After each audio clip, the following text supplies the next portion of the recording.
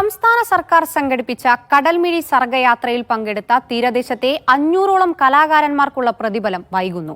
ഫെബ്രുവരിയിലും മാർച്ചിലും നടത്തിയ കടൽമിഴിയിൽ പരിപാടികൾ അവതരിപ്പിച്ച കോഴിക്കോട്, കണ്ണൂർ ജില്ലക്കാർക്കുള്ള പ്രതിഫലമാണ് നൽകാത്തത്. കുടിശ്ശിക ഉടൻ കൊടുത്തു തീർക്കുമെന്ന് സംഘാടകരായ ഭാരത് ഭവൻ വ്യക്തമാക്കി.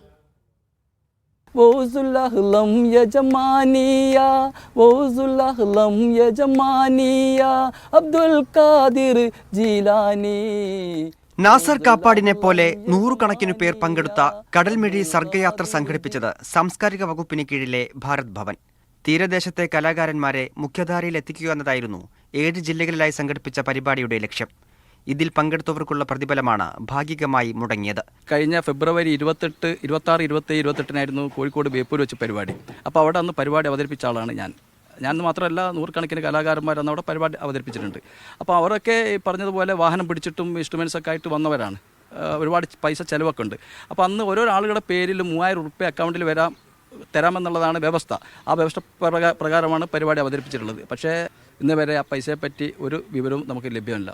സാംസ്കാരിക വകുപ്പിൽ നിന്ന് ഫണ്ട് ലഭിക്കാത്തതാണ് തുക കുടിശ്ശികയാകാൻ കാരണമെന്നാണ് വിവരം. ക്യാമറ പേഴ്സൺ ജയ്സൽ ബാബു പിലാശ്ശേരിക്കൊപ്പം മുഹമ്മദ് ഷംസീർ, മീഡിയ 1, കോഴിക്കോട്.